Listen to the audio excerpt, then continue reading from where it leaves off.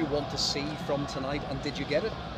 Yeah, a lot of the things that I saw in the first half, but especially obviously a few of the boys, they have only had 3 training sessions, so just to give them some minutes, some exposure, start to understand and start connecting with each other again. And we saw a lot of good things, obviously with the amount of changes that we have to make, and that obviously the game declined, especially in quality and in control, but we knew that was going to happen. How pleasing was it to see Bukayo Saka pick up where he left off, and William Saliba returning look so strong? Yeah, especially the way we played the first half, I think was really good. I think we could have scored more goals even in the second half. We won it. We had 2 big chances to score and we didn't. And this is part of football, and mistakes and as well are part of sports. Kai Havertz debut, you must be delighted to get him in. Where do you see him being most effective? What's his best position? We will see. We have to see how he adapts, where we see him, get to know each other, and then we have to build relationship. Football is about that, and I think time will tell us where he's his best. With Rice and Timber getting closer, how pleasing is it to be getting maybe some key business done so early in pre-season? I don't know. At the moment, we are working with a group of players that is here. We have nothing to announce yet, and if there is anything done, you will be first to know. And Xhaka obviously has departed since we last caught up with you. I guess, what was the thinking behind that, and how much of a loss will he be? It's not a thing. There are 3 parts to this. He had a very clear desire that it was the right time, and it was a big opportunity for him personally to move there. We had that conversation, and at the end we all agreed that it was the right thing to move forward. And I should pick up just a couple of injuries tonight. Odegaard in the warm-up, everything okay? Described as a slight Yeah, him and Leo struggle. We had a few plays as well during the week, so we have to be cautious. It's pre-season. Some of the boys, they have only had 2 or 3 training sessions, so let's take it step by step. Mikel, thank you. Thank you. Mikel, just quickly, you saw a lot of young players out there tonight. How pleasing is it for you to see so many youngsters involved? It's great, and that's the opportunity that we wanted to give to them, and we knew obviously with Amanos changing and not playing in the right environment with other players as well is more difficult, but I think they did really well. Just quickly, the number of players that have left the Premier League to go to Saudi Arabia this summer is quite extraordinary. Jordan Henderson's the latest. What do you make of all that? Have you got an opinion? It's their decision. They have to look after their lives, their profession, and if they have made that decision, it's because they think it's the best for them. Thanks, guys. Thank you. Thanks. Made your Arsenal debut. How do you feel? Yeah, I mean, very happy. You know, for me, it's a very big club, and now to play here is, of course, a dream. And I'm happy to be in this group. I think now I'm here for 4 days, and I feel already very welcome. So I'm happy to be with the boys now. What was your thinking behind making the move from Chelsea to Arsenal? I mean, you saw already, what Arsenal have achieved last year, and you know it's a young group. And from outside, when I looked or when I watched them last year, it was always fun to watch them. I felt the energy behind the club. I mean, it's a historic club, and yeah, it's just great now to be here, and hopefully we're gonna have a good time and hopefully achieve a lot of things. From what you saw on the outside, has that been confirmed on the inside, and how's your link up been, especially with the attacking players and the attacking talent at this football club?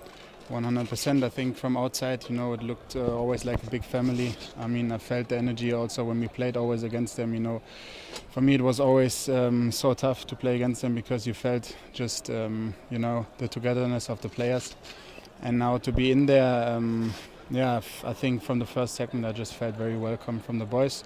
I think I'm now here for a couple of days, and yeah, I feel already, you know, as a part of the group. I mean that it takes maybe some days, some weeks to get used to the style of playing again is clear. But you know, I'm gonna give everything for the club, especially now in the next week, to get the fitness back into my body, and then hopefully perform on the highest level in the league. And yeah, because they got so close to the league last year, do you think that's a realistic target for the season ahead, that this club can go one step further? I mean, from history-wise, for sure. You know, this club has a big history, and you know, even last year it was very close. To be honest, from the outside, I always thought they're going to make it. So obviously, when you are part of the group, you always want to achieve the biggest things, and of course, that's one of the goals. But I think we have to look just step by step. Now it's the pre-season. We have to get the fitness back in, and I have to also to get used to the players, to everyone, also in tech and movement. But I'm going to give everything for that. Kai, what are your ambitions? I mean, you achieved so much at Chelsea, winning the Champions League, fans' favourite there. What are your ambitions now you've made the move across London? Obviously when you come to a club like this, always the biggest things, especially when you see the players and the talent that the team has. They showed already last year big qualities, and I just want to come in and just be a good part of this and play my best game and help the team to win as many games as possible. Is there a slight sense of disappointment in the way that it finished at Chelsea last season, being such a bad season for the club? I mean, of course, it was not the best season for Chelsea last year. I have to say, I'm always going to be thankful for the club, always going to be thankful for the fans as well. I had very nice 3 years. I mean, sometimes from outside maybe it doesn't look like this, but it was 100% the right step to go there like 3 years ago. But now I just I think completed this move, and now my full focus is on the time at Arsenal, and I'm going to give everything for the club to hopefully achieve something big. Okay. Die Bayern baggern schwer an Harry Kane. Du hast gegen beide schon gespielt. Glaubst du, das wäre ein guter Fit? Kein Kommentar, wirklich. Die Frage passt, glaube ich, gar nicht, oder? Gerade. Naja, an dir waren sie ja auch dran. Ich spiele jetzt bei Arsenal und bin froh, hier zu sein, und mehr kann ich dazu nicht sagen. Arsenal won, Nürnberg won. What did we learn from that? I don't think the manager's good enough, Rob. It is what it is, isn't it? It is what it is. It's pre-season, first game. When the lineup came out, I was quite excited. I thought, strong lineup, put a few goals past them. We'll see Havertz and Balogun come on, and we'll see what they're all about. It didn't work out like that. Aside from that, in the first half, I was, again, underwhelmed. Second half, we got a chance to see Havertz, or did we? That's the question I'm asking now, because he was ghost. He didn't really get on the ball. But one thing I'll say in his favour is it just seemed like players were getting a run out in the second half. When Havertz was in the A, Eddie was on the left, Balogun was on the right, and Jesus was up top. Two players in positions that they're not too familiar with, in Eddie on the left and Balogun on the right. So it wasn't the best second half, but there's reasons why behind that. And yeah, We saw positives, we saw negatives. What did you make of Havertz? I didn't see a lot. There was one moment where he got fouled and he turned the player. That was quite good. Had he not been fouled, maybe that would have looked like a really kind of good moment. That was a kind of volley, cutback shot, something that he didn't really connect well with. Look, he looked like a little bit of what I think we all thought he was at Chelsea, which is a little bit shy, a little bit tentative, a little bit, whereas we saw Nurnberg come on, 16-year-old, and be like, give me the ball because I'm going to turn players and make things happen. But again, it'd be wrong of me to judge him too much. Look, we didn't see enough. But this was the friendly, as Lee made a really good point earlier. It was the friendly that Jesus came and blew everyone away, and then he built on it in pre-season. So Havertz just has a little bit more work to do in the next pre-season game to get us all going. But look, again, he wasn't playing with sort of the structure around him. Had started. Where was he playing?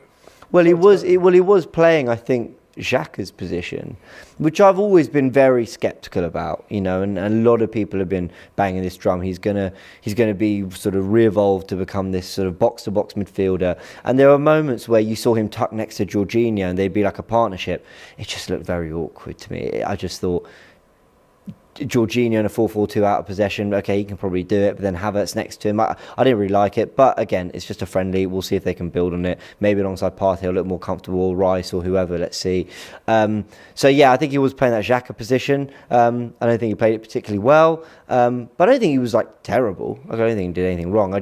You wanted to see that bit of magic, that like little moments of, that's why Arteta, and we didn't really get that, but it's Best player on the pitch.